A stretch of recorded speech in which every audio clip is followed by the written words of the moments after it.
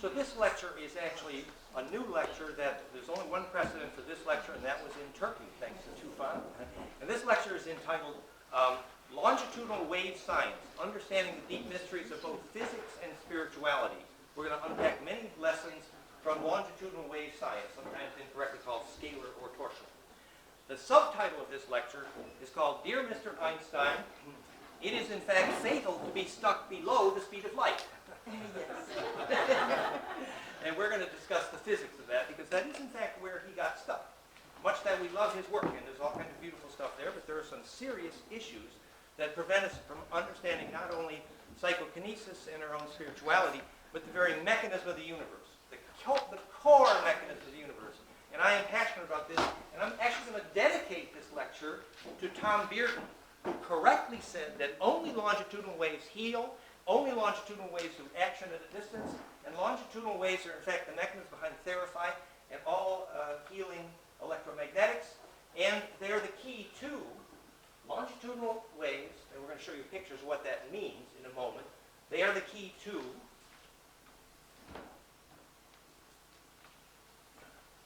perfect embedding, called phase conjugate or implosive, to longitudinal EMF is the cause of gravity, and the cause of gravity waves, and the mechanism of gravity waves. It is the cause of charge implosion and all neg entropy and self-organization, the title of my book.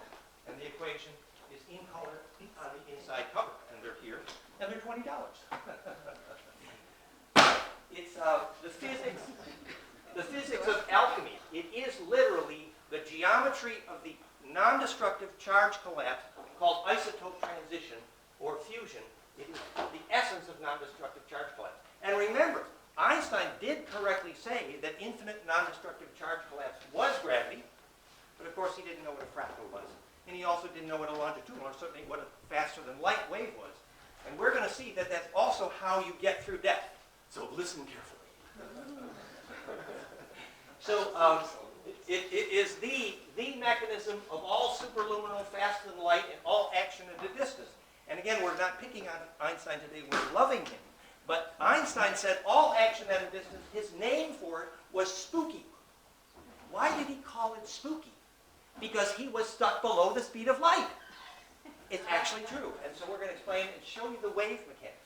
This is called conjugate interferometry. Interferometry just means how waves interfere. And to conjugate them, to implode them, is a mechanism for launching them. And that creates action at a distance in a way we're going to describe. And that is the key to remote plasma, remote heat containment. That is the holy grail of all plasma research, plasma fusion research on this planet. Every plasma research project on this planet has one simple problem: how to contain the heat. Your brain has one simple problem: how to contain the heat. And we call that flame in mind. It is the name of our brainwave software, because we teach how Ingo Swann, he did that for Mr. with his mind at a distance through a Faraday cage repeatedly. He lit a flame with his mind, exactly the way every Cherokee and Bonpo Tibetan shaman is tested to see if in fact they're an initiate, to light a flame with your mind. So that's real physics, and you need to understand it because it is the way you die. So it is the physics of the mechanism of nanopowder, nanogold, nanomaterials, is mechanism of superconductivity as a perfected implosive waveguide.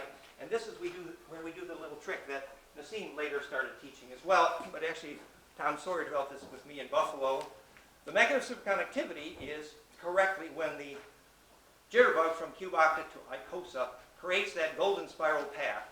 And when it's in the Icosa geometry, as you'll see, it creates this path to center, and that is the mechanism of superconductivity. And that's very cool, because when the lightning hit Dannion Brinkley twice, and he died and wrote the books about death, after he woke up, everyone he touched, he saw every emotion in their life.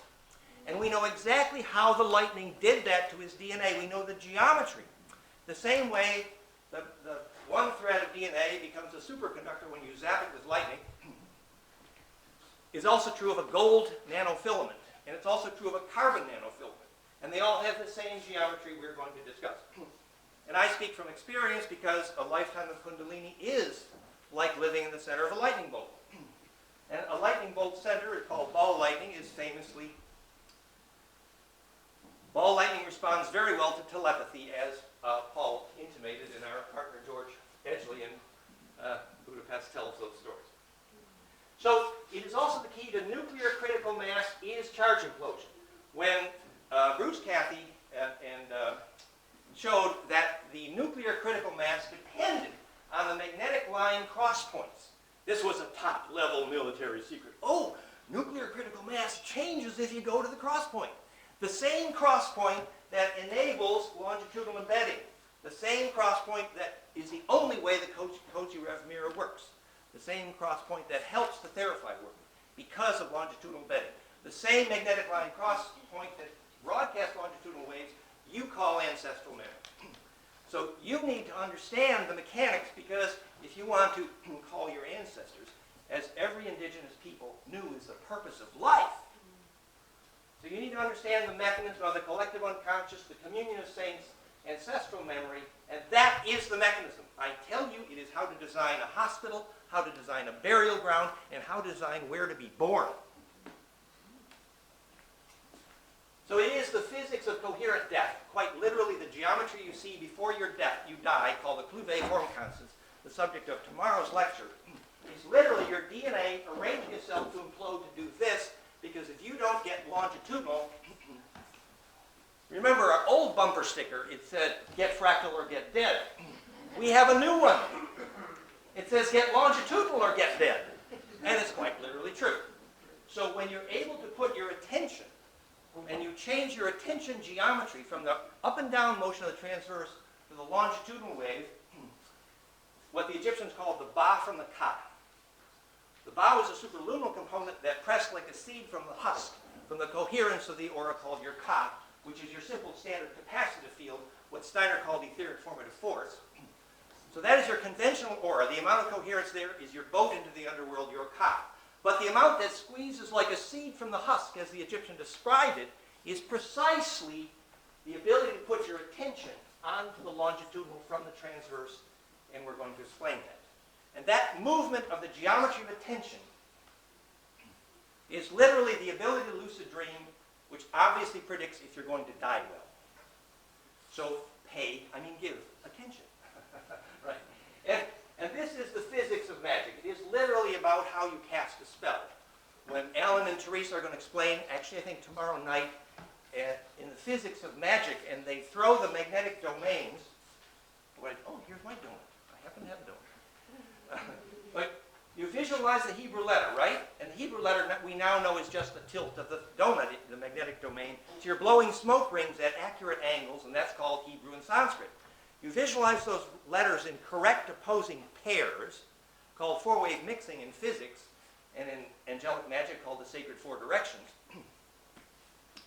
Then the donuts implode at the center because they conjugate and become centripetal, and it blows the doors off the church. The air pressure changes dramatically in the room, and we know exactly why.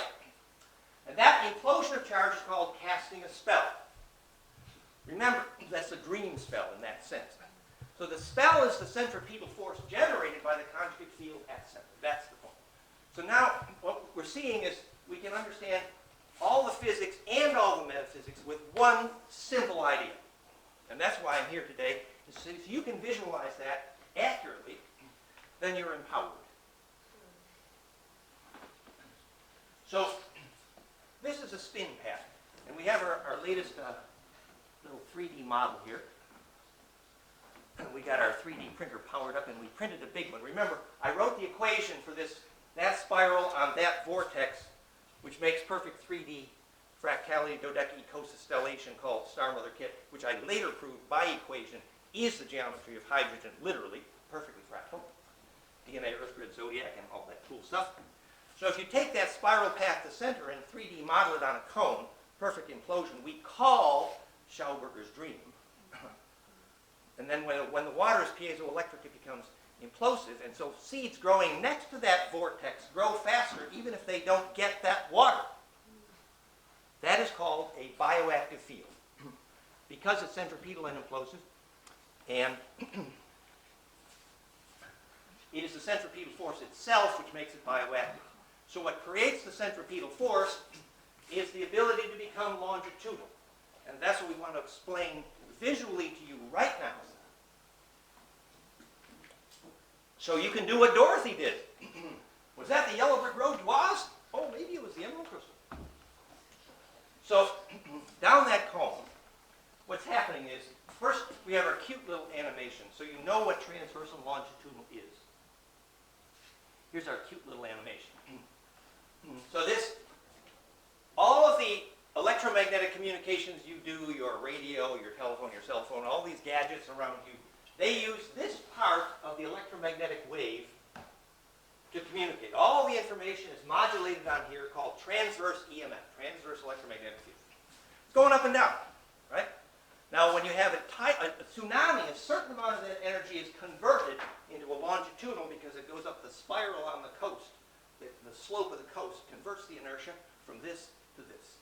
And that is how that works efficiently, called phase conjugation, that creates longitudinal, and therefore is the doorway, the portal, the doorway to the underworld. So here, on the other hand, is a longitudinal wave. Now notice how a longitudinal wave is compressible. So this wave can push symmetrically from opposite sides. Supposing you were hugging a baby. You know what that feels like? You don't go like this, do you? No, you go like this. And that is the same, true for the nucleus of the cell and the nucleus of the atom. The first nuclear device was called implosion because critical mass is actually the ability to convey the pressure longitudinally, symmetrically at center to drive the inertia down the cone through the speed of light at the threshold of the Planck dimension. And that's what Einstein missed. Speed of light is not a speed limit. It's a quantum threshold defined by the Planck dimension. So that when that cone is reached, what happens is, now let's go back to our first picture. The inertia is going up and down like this, right? That's transverse EMF. If it enters this path, called yellow brick road, called the golden spiral on a cone, which in physics, if you study the golden spiral in hydrodynamics class, they name it optimized translation of vorticity, and this is what they mean. The vorticity, otherwise known as making the L or phase shift, as in Elohim, right? You have made the L between here and here.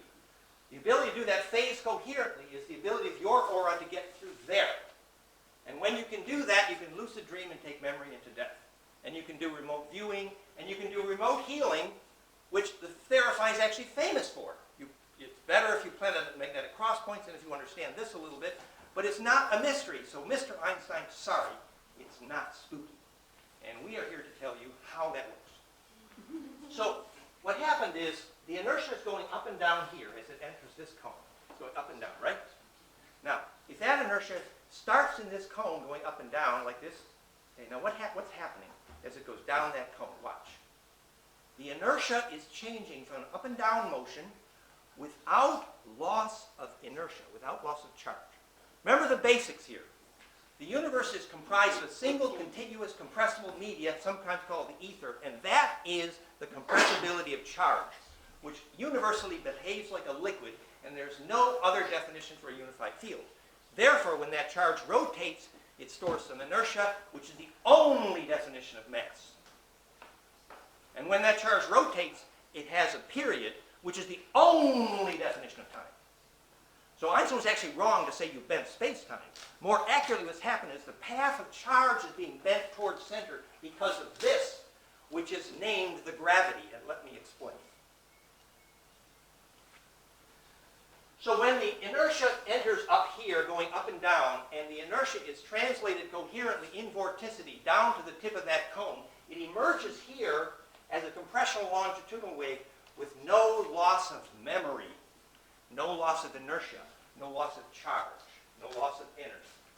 And when that happens, it only happens when the pine cones kiss accurately at the Planck dimension, which is how we started the Theraphi and the frequency equation that built it, which is these peaks right here. So now the inertia has reached the Planck dimension, and it's squeezed out through the speed of light at that threshold, which is why the Planck dimension defines the sacred. And we're going to see the only definition of sacred units of dimension are Planck times Golden ratio for this reason, which is also my new equation for hydrogen. So, what happens when the wave is now longitudinal compressional and went through the speed of light? Where in here is the everywhere at once phenomenon? Well, when they first proved, and I'll dig up the slide in a bit, when they first proved that to catch a gravity wave, you did not need a $1 million Weber transducer, you needed a 30-cent capacitor to measure gravity waves, Hodowanic and Ramsey. And when the Princeton Noosphere project tells you, well, our transducer is a mystery, we call it a Josephson junction. No, no, it's capacitive coupling. It's very simple. They're picking up longitudinal waves. So you need to understand how that works in order to understand the action at distance principle. And that's, as I say, why we're here. So non-destructive charge collapse is the key. That's implosion. Now here are the visuals that are the background. So that's the intro. That's the core concept. And we have a series of visuals that are designed to kind of enrich that notion. So many of you have seen that our websites are fractalfield.com, fractalu.com, verify.net. As you know, fractal implosive conjugate charge collapse. Remember, this is the only possible definition of fractality. I tell you, self-similarity optimized, named Golden ratio, is the only possible definition of fractality. Therefore, this is the only possible definition of a fractal field.com. And you will see later the only possible definition of the Holy Grail story, which we may tell you if we have time. You know, we have a new little play on words there, a little pieces of that puzzle. So, we missed our little flame animation. Oh, we got to do that one. It's so fun. There, it's working. It's working. Is that a flame in the mind? So those sine waves are at Golden ratio. Many of you have seen my little 3D animations before. So this is that spiral on the cone. You see what's happening here is, and we've explained this many times, when you use this, which is the top-down view of DNA, obviously, but also the top-down view of every living protein, and I later proved the top-down view of hydrogen, the center of every bond in your DNA and water, that waves add and multiply recursively, constructively, perfected heterodyning, not just the wavelengths, but the phase velocity. Remember, you're coming down that cone. The waves are adding and multiplying the phase velocity, the wavefront speed. So this is the only possible form of compression that produces acceleration out of perfected compression. Do you get it? If you compress this way, Einstein knew that every mystery is perfect compression. Every computer scientist knows that every mystery is perfect compression. Every architect knows that every mystery is perfect compression.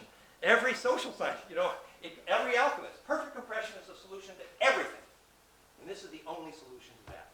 And so what's happening is the phase velocity is added and multiplied recursively. So what enters as charge in rotation, that charge experiences acceleration due to only that geometry of compression, which is why this is the geometry of hydrogen, and this is how hydrogen makes gravity. Because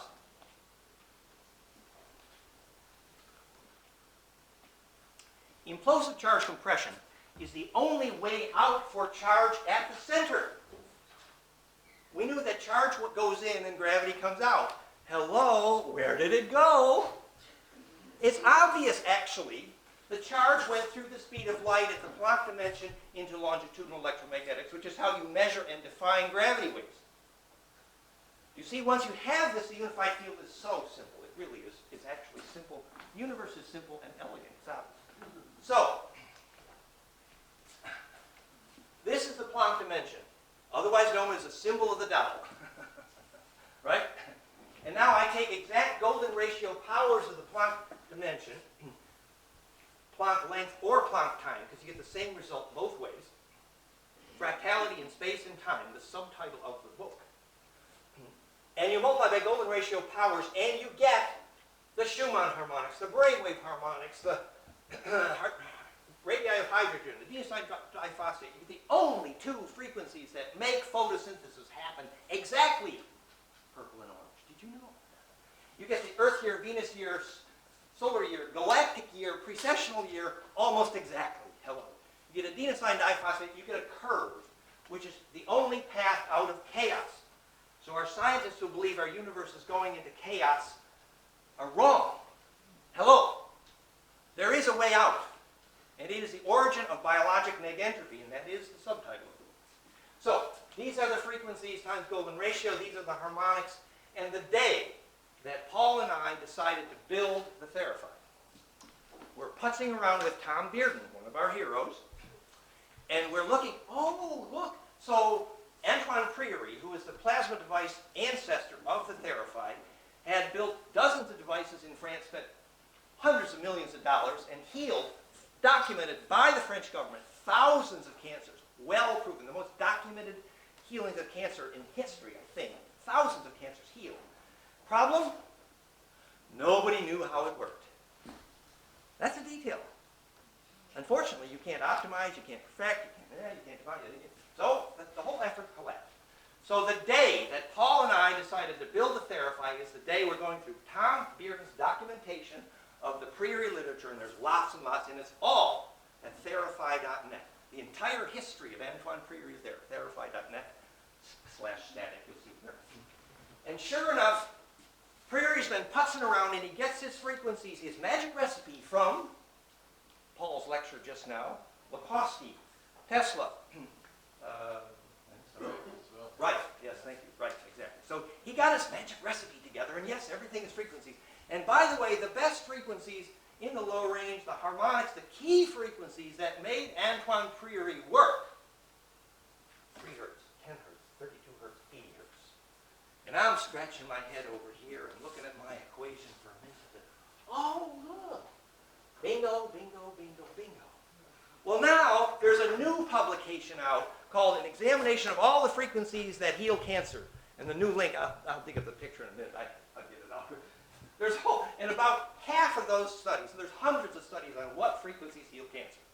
And about half of them, literally, but there's like a lot of them are at 1 hertz, which by the way fits here, and a lot of them. But the majority, the most published studies on what frequencies heal cancer, guess what frequency it is? It's so cool. You'll never guess. You'll just never guess. It's 50 hertz. Wow. I'm serious. And I'll give you another little clue. So the people I'm working with doing the world-class nanocarbon technology, how to implode the nanocarbons and make magic 32 times stronger than steel.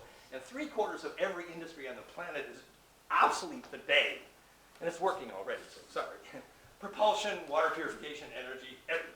So how do you grow the nanocarbon? Well, they did some studies in their lab, and they just concluded they cannot do it in America. Can you guess why? 60 hertz. 60 hertz. It's a scream, isn't it? Sort of makes you laugh, actually. And so if you do the equation for 49.97 ... comes right out of the equation. You see, my family business, that's another story. My family business started the day that Buffalo, New York had to rewind every motor in the city to change from 25 to 60 hertz because Tesla thought 1800 RPM was convenient for ... We rewounded every electric motor in the city of Buffalo from 25 to 60 hertz. That's my family history, actually, and how I became the lead engineer in electrical and built phase converters. Anyway, it was all about this story. So I carried it, but you get the flavor. So why did they choose 50 versus 60? So, yeah, and so this is Tom Bearden talking about Priory. And when you expose that to lentil seeds, by the way, and when you expose Theraphi to seed growth, Claire helped us document some of that, and we have lots of, and Claire's friend just bought a Theraphi strictly for agriculture. Yeah, they just bought it for that, because it works. It's a bioactive field defined. Okay, so why is it that centripetal force makes seeds grow? Visualize that again. The ability to be centripetal, the ability to be electrically centripetal is the difference, the defining electrical difference between a dead seed and a live seed. You get it. The next time it's going to suck in anything, nutrient, water, whatever it needs, if it's not centripetal, it's dead. Great bumper sticker, don't you think? So that's obvious. If you can make a field that's centripetal, it's going to be bioactive. So now we need to throw out every university library on the planet in architecture and biology, because now we know what a living field is. So go tell your biology department, living in a steel and aluminum building which prevents centripetal force, tell them that their entire library is obsolete, and tell your architecture university the same thing. An architect is one who knows how to design a bioactive field only, and only those architects get paychecks ultimately, and that message is spreading fast, I'll tell you. So we know how to make a centripetal field. So you've seen these before, the cones, etc. So what I wanted, here's the equation. So this is, most of you have seen this as well. Planck length or time times exact integer exponents Goldman ratio produces this line, the origin of biologic negentropy, the origin of all negentropy, the only path out of chaos, which is implosive charge collapse. Not only do we have exactly 3 radii of hydrogen, exactly the 1.93 angstrom distance. What's the horizontal axis? This is distance, and this is this is wavelength, and this is frequency. This is frequency and wavelength. Actually, this graph was assembled out by our physicist partner Mark Rohrbaugh. He assisted me in graphic display for my equation. So the adenosine diphosphate is the most important molecule in your body. It's the bank, the dollar bill. Photosynthesis only happens here and here. The rest of the frequencies of light don't make it. Only that purple and that orange make photosynthesis happen. It's perfect. Photosynthesis is phase conjugate negative charge collapse. That's why it works. And by the way, we're going to do the virtually exact distance of the British foot. And you're going to see that all the ancient units of dimension, the Raman, the Roman pace, the megalithic yard, bang on geometric multiples of the foot. Everybody but the meter fits there. Sorry, guys. And the reason it's sacred is because it invites implosive charge collapse. Hello. The only definition of sacred. So it predicts virtually exactly not just the Schumann harmonics and the brainwave harmonics, which are alpha beta, which are exactly the same for phase conjugate implosive charge collapse. That's the basis of flameandmind.com and Therify.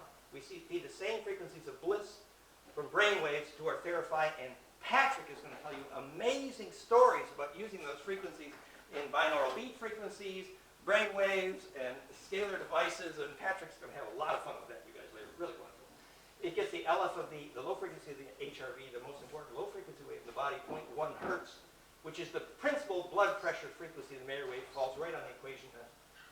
The Venus year, Earth year, galactic year, precessional year, all bang, bang, bang, bang. Guess what's imploding, guys? So these are the 2 frequencies of photosynthesis. This is the frequency, that green, which prevents photosynthesis. Why every living plant is green, because that's the photon it spits out.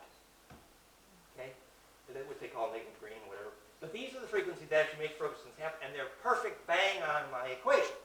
So that is a prime example of phase. We have a whole story of the physics of color here at Dodecker phase angles, and it's a separate lecture explaining why phase conjugation is the only cause of color. So here, this is an introduction to Patrick's lecture later. These are the sacrocranial tidal frequencies, the spine liquid pump, which is the only mechanism of Kundalini and human bliss. Upledger Institute proved if your sacrocranial pump is pumping, it's clinically impossible to be depressed. Hello, you want to fix those veterans who are committing suicide? Teach them the physics of bliss. So those are the tidal harmonics of the frequencies of the low frequency spine, sacrocranial, and this is my equation. Equation, harmonics in red, tidal harmonics in green, and guess what 0.0959 hertz from my equation is? The most important frequency of your body, 0.1 hertz, the sacrocranial HRV's LF, called the Mayer wave. The only way you can, and it's the only frequency, by the way, that HeartMath bothers teaching. they call it heart coherence. They only teach one frequency, but guess what it is? 0.1 hertz, hello. Okay, so here's the British foot, and you see why the British foot, since that fit the equation, defines the sacred, the geometric embeddability, sounds like a Playboy magazine, is the royal cubit, the Palestinian Roman pace, megalithic yard, the British yard. And by the way, later we got the Mayan dimension in here too. This is an old version of that slide. It all fits beautifully, except, well, details. The meter doesn't fit well. So that means if you dimension your building in the definition of the sacred, it's more likely to implode charge and therefore be a bioactive field. This is some of our early experience in implosive magnetics. The point to be made about this slide. These are the low-frequency magnetics, super powerful, super saturated, coming out of that coil that Paul designed, because this is the frequency equation Paul fed them from my equation. So, the frequencies from my equation are here, okay? The low-frequency magnetic harmonics. This is a slide from Elizabeth Rauscher, who spent lots of money proving to the FDA that these frequencies magnetically eliminate and reduce pain. The study was a success. She didn't have the money for the next phase, but... So Elizabeth Rauscher produced this chart of the magnetic frequencies. She got it from a healthy elbow, pick up the low frequency, broadcast powerful magnetic complex wave, and sure enough, pain went away. Implosive magnetics. Later, I showed that this chart Elizabeth Rauscher found, in fact, was simply a predictor of my equation. So then Elizabeth Rauscher admitted to me the day I explained that to her that I had invented the term phase conjugate magnetics, which is what makes it broad spectrum. Yeah? So this is an introduction to light geometry. You've seen these slides before. This is the actual equation for the nanometers of the colors of photosynthesis and the equation for hydrogen. Yeah, here's the equation for hydrogen. This is the 3 radii of hydrogen. So guess what's happening at the center of the zipper of your DNA? It's a hydrogen bond, and that's Mark Rohrbaugh, again, who's my physics co-author. And our new paper with Jennifer's help, Jennifer is helping write those equations, which proves how fractality is the cause of gravity. That most physicists actually believe now already that fractality is the cause of gravity. They simply don't know how. I am explaining that to you right now.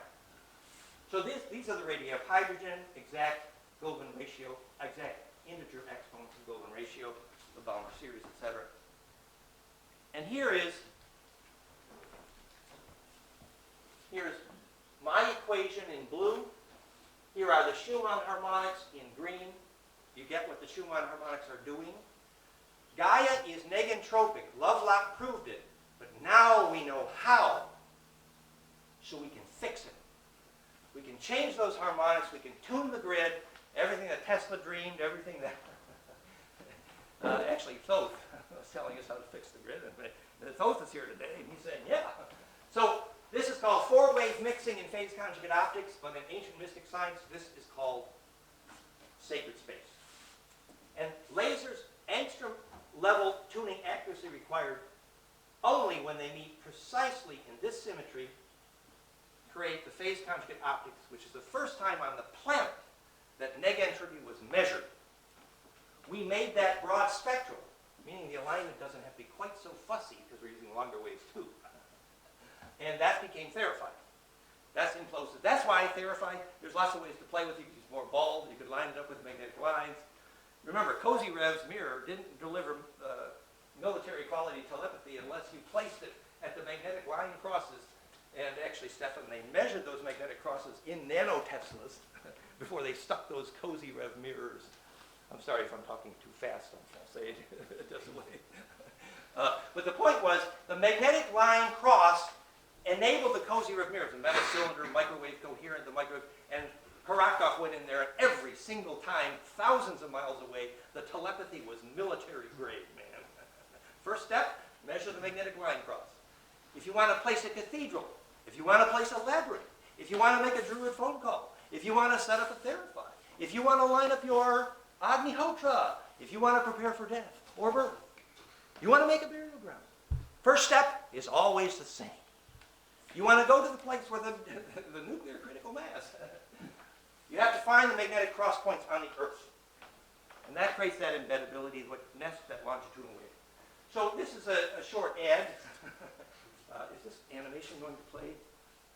There's a 3D animation in here somewhere, but it isn't talking to us. That's okay. So the equations, and so I did the 3D modeling and dumped it into CAD-CAM, exported, and now this is in probably 2/3 of the countries on the planet. The super imploder, theimploder.com, And we have the vortex gadgets here. And it's heavy. Yeah. But we have the strongest magnetic, and every university and government that studied magnetic treatment of water proved that it's very effective for agriculture. If you combine that with the vorticity, and if the water's a little bit piezo, yes. And the thing is, actually now, how about, Lauren, am I allowed a 2-minute ad for you? Lauren? Lauren? No. Am I allowed 2 minutes? A 2-minute ad for you? Laurent Barron, in my view, the leading biodynamic scientist of France. And Laurent has taken biodynamic physics to the completely next level and eliminate, all kinds of vaccines and antibiotics need for agriculture, animal farming, shrimp farming, amazing stuff, viticulture. But we're going to keep that a little bit quiet. A little bit quiet, sorry. Because he doesn't have a bulletproof car yet. So, but the point is, the way that Laurent did it, he took my triploder, and he's modified it for high pressure and done some really cool stuff and buys these in large quantity, which is wonderful. And then he uses a very specialized version of the biodynamic preparations. It's very secret recipe. The key of all those preparations, by the way, is a rock powder, quartz calcite, which is highly piezoelectric, which makes the capacitive field strong and implosive. Now, with the imploder, we pass that into magnetics. But the traditional Steiner technology, the dynamization was just the vortex. And that's what Laurent uses. And this technology is going planet-wide. In fact, as of today, we introduced Laurent to... and so we really want to spread these ideas that vorticity, properly tuned, is a real solution to agriculture. And that's why we called it Schauder Tree in the first place. So we have these toys here, and it's a good example of how to make living things. And that's some of our higher pressure versions there. So this is, our little joke here is, we apologize if the Medical Association did not know what their logo was for.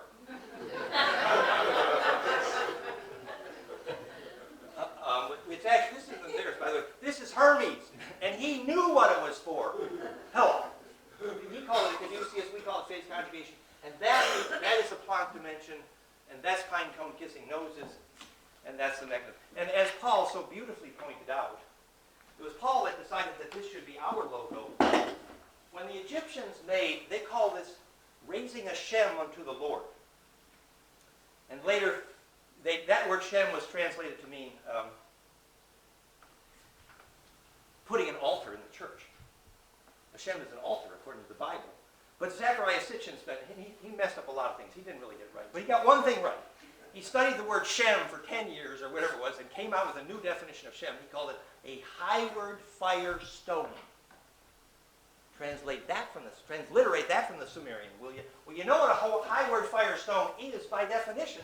It's an implosive capacitor. This is a highward fire, okay? Because remember, the reason the Americans called it scalar was because it's a field effect that changes frequency without changing ratio. The reason the Russians called it torsional is because you need a spiral antenna to make it. Like if you're making radio frequency longitudinal. Remember, the longitudinal scientists went to Russia after the war, and the jet scientists went to America. So the Russians got this. The Americans, and Beerden knew that. But anyway, so this was a longitudinal wave maker raising a Shem unto the Lord. So they weren't just making a light bulb. That's crap. They were building a bioactive field. Here's the battery. Paul pointed this out to me, showed me the wires. It was really cool.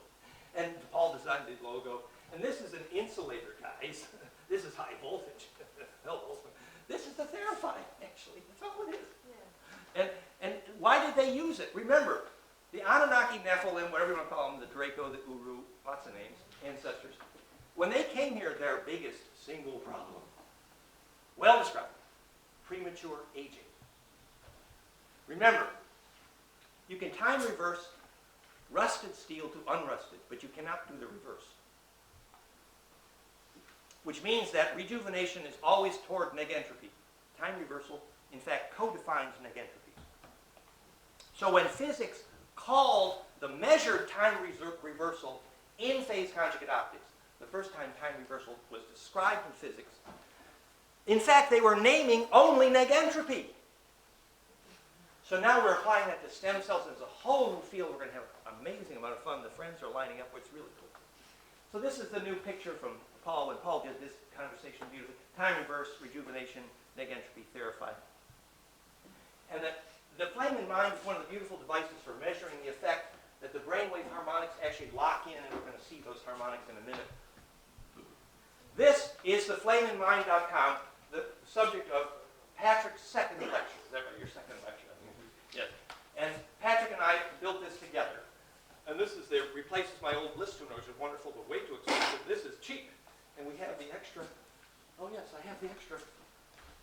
I have an extra Muse headset right here, guys, if you want to play with it. So you take the wireless transducer, very simple iPhone, iPad, iOS, and 5, 1, 2, 3, 4, 5 brainwave harmonics in golden ratio at the moment of bliss. And Valerie thought this was kind of funny because I was sitting there that morning, and how did I have a bliss experience? It was because I realized that our new toy was working. I was measuring myself. Talk about recursive, So, but you see, and this is teachable. So now you know if your right versus left hemisphere is balanced, your frequency is the same, the amplitude, right, left hemisphere dominant, the whole thing, tune your alpha. And the people who say they're doing theta healing now can actually talk science. And also that device measures two-channel EKG coherence, and you can measure empathy between people, the ultimate Tantra teaching tool, and hopefully Patrick would have time for some of that presentation later as well, which replaces the old heart tuner. Actually, this is Valerie and I, and this is our EKG coherence compared, the second order power spectrum, because I invented the term heart coherence here, which then Glenn Ryan happily applied to measuring that effect when this peak went up, and we got heart coherence increase. Glenn Ryan measured the effect on DNA recursive braiding. Excellent, thank you for coming here, Glenn. It's all cool. So that, and when those two peaks line up, the physics of not just empathy and Tantra is present, but actually perfect embedding. Excuse me, can I ask you? Yeah. You are talking so quickly. I'm sorry. I I go. think it's so valuable what you are saying, but it's so difficult to follow. I'm sorry. And I know some of us, for English is not a native language. I apologize. I'll try to go slow. We do love your passion. Yeah, and it's true that we have time limitations, but I will try to. But my question is, Yes, what sir. is this actually? What are you measuring? Okay, I'm measuring this is the raw data. This is the filtered electrocardiogram from two people, Valerie and I. And then we do a waterfall landscape plot to a first order power spectrum, which is a first order measure of internal harmonics. And then the second order power spectra, which I invented its purpose to measure heart coherence, which is why I'm credited in the literature with inventing the concept of heart coherence, because I discovered that magnetic. And the amplitude of the primary peak of the second order power spectra, called cepstrum, is the amount of internal phase coherence in the heart, literally heart coherence. And by the way, I'll go slower now. It is a lie detector. It works. If you want to know if, when she says, will you marry me, and you want to know if he's telling the truth, it actually works, I tell you.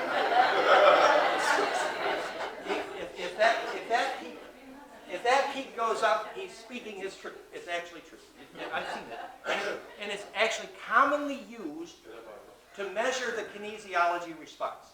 And we're actually applying it to people who are using, the kinesiologists measure muscle strength, it tells you a bag of sugar is poisoning you, and your muscle strength, or your arm gets half as strong if you wear a metal watch with a battery in it. So that's kinesiology. Well, it literally makes that measurement.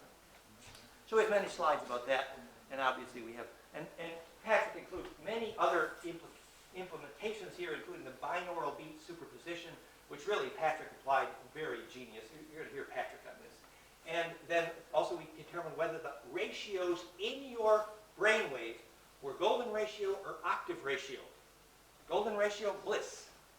Octave ratio, telepathy, and other things. Interesting. And here is my equation. Here's my equation, and also, actually, these are the laboratory standard of what the Schumann harmonics are.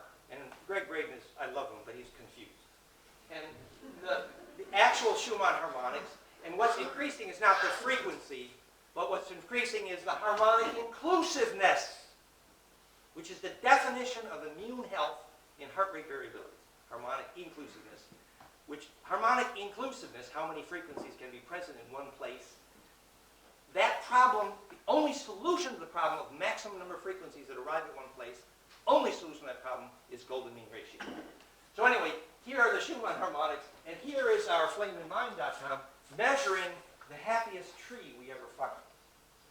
So here's a happy tree, and I learned how to do this. I want to credit Professor Phil Callahan taught me this concept, and we have applied this, and I thank you, Phil. So so you can measure in the forest which tree is going to live and which one's going to die. And that's all built into flameinmind.com. You can measure the life force in a building and a tree. And Patrick's. Now, oh yes, and we wanted to credit Juan Schlosser working with Sasha. That's my bedroom,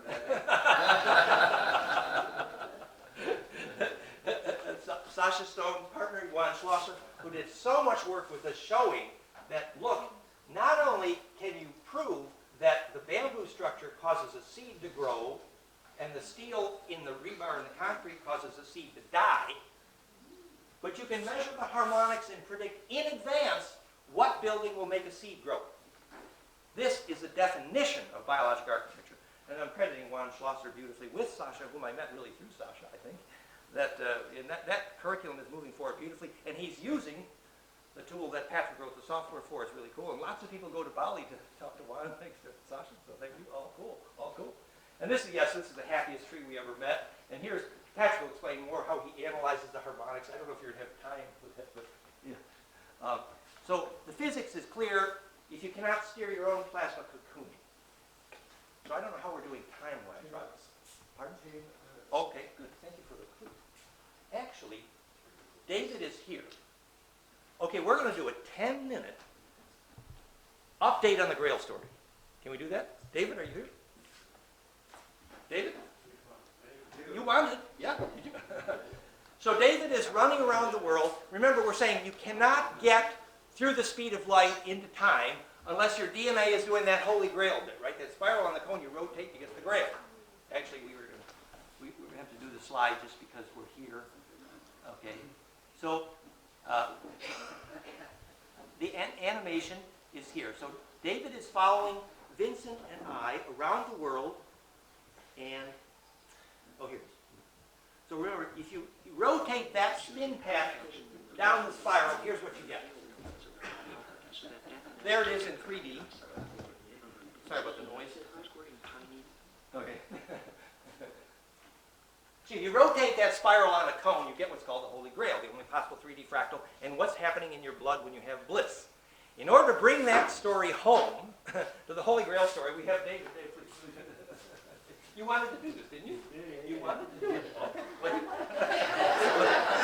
No, but let's wait. There's this bastard called Vincent up there. Vincent. You can come over here. Okay. Bring your chair over here. Yeah. So the story. Remember, here's what we already knew.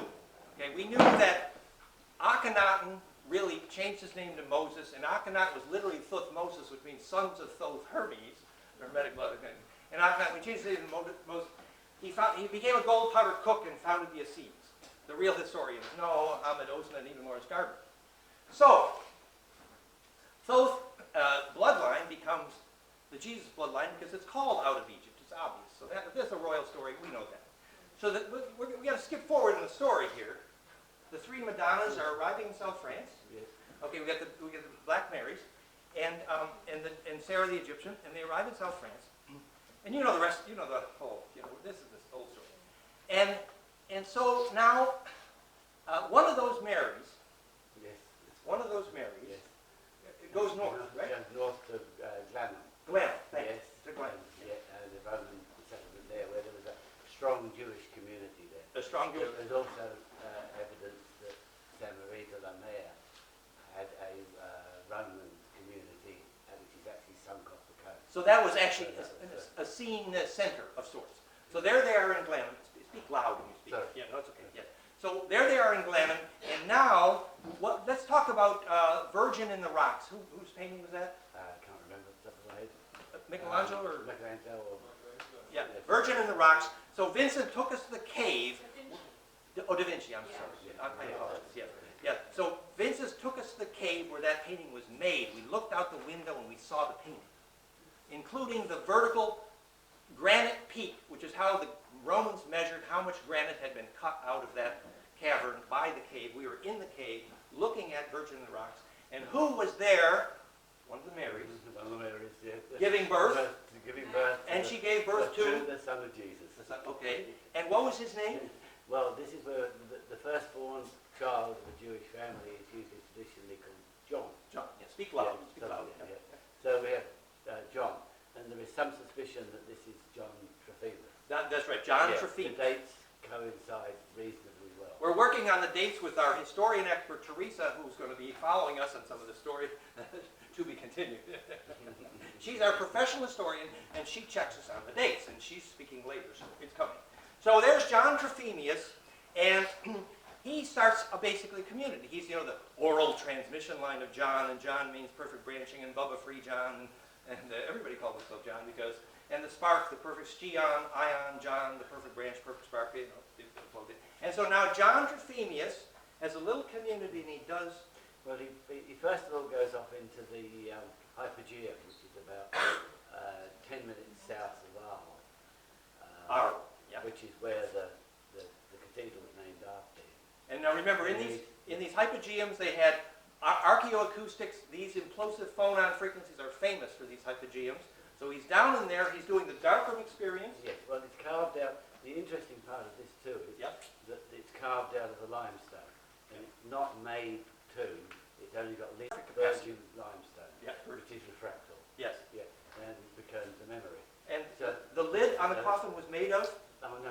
Okay. This is down when he was doing the meditation. He was doing Yeah. the Kogi ritual Yeah. of the darkroom experience, where you get the flood of serotonin, melatonin after you come out. Yeah, and it was surrounded. It was the documents state that it was on an island. Well, in the Camargue down there, it's an island in a swamp, so that he would have come out of the meditation for some period of time, which was the minimum months, but possibly longer, and he would have come out completely depleted of vitamin D, and looked across the water, as we see, which is important. That's right. Which I'll allow you to talk Yeah, to. yeah.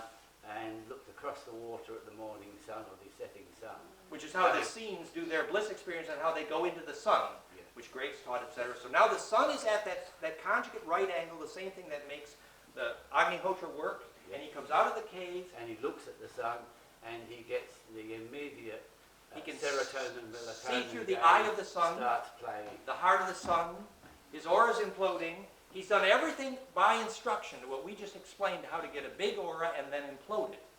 And then what happens? Well, then also, I think that there is a possibility that he has been drinking his own urine. And with doing that, the pineal produces minute quantities of monoatomics. And if you do that, you build the monoatomics in the system over a period of Perfect time. phase conjugator. Yeah. Yeah. Okay, so now, So now he's looking out over there, and he's gained, we suspect, the crystalline body. Yeah? his aura is huge. Yeah. He's got the car ready for the bar. And then he ends up kneeling on a stone. Well, this is later. He has a group of followers.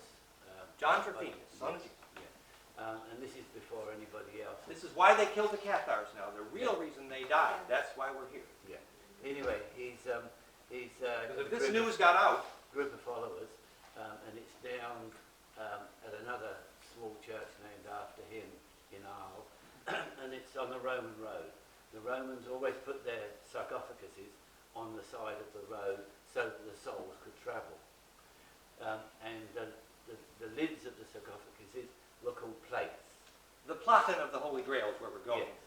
Yes. Now this particular one, he had the group there, and they were standing around, had the Ankh and the rose on the top, and he knelt on this. He knelt on the stone. On the lid of the. His aura is strong enough to burn the stone, just like Padmasambhava, sound, the name for Enki, And he left a knee imprint in the stone. on the stone. Yeah. The platen and the Now, Holy Grail. now this stone actually travelled then with the Roman Legion. Roman Legion. Yes, and I can't remember the name of the legion. It's a very famous. It was story. their logo. This is how the Grail Yeah. got famous. This is the origin, really, of how the Grail story got famous, is the Roman legion took that lid everywhere. They did. That was travelled their- with them, yeah. There was their token, their logo. And it was, and I'm not sure whether it was Sion, France, or Sion, Switzerland. The perfect branch, Sion, Switzerland and France, they both fit this story. where they were told by their commanders to go and attack a village. It's quite a famous story, and they refused. So they said every 10th man or so step forward, They were decimated. and they were cut down. And then they said, okay, now go and attack the village, and they refused. And they ran a holding action right the way back from there, back down to Saint-Remy area. Which is where the whole story was woven by Vincent Bridges, who took us there. Absolutely, yeah. And they're still taking Who's us still there. taking us there today, that's right. You And- bastard. And so then, this Grail story becomes the symbol of plasma implosion, Exactly right. basically. And because anybody who knew that story was the ultimate threat to the Pope, that's the real reason the Cathars died. Absolutely, In- absolutely. They knew the story. And this was the catastrophe of Vincent's life. When he was here in this neighborhood, he experienced so much pain that he couldn't be here, Yes. because he was there with him. That's another story. And, So what have we said? What we have said is there is a path through the speed of light, Mr. Einstein, right? And it is the Grail, it is perfect fractality, it is the kind of implosive coherence that puts your attention on the longitudinal wave. And that is a to be continued, because in tomorrow's lecture, we're going to apply that to the geometry of death, actually. So, so, thank you.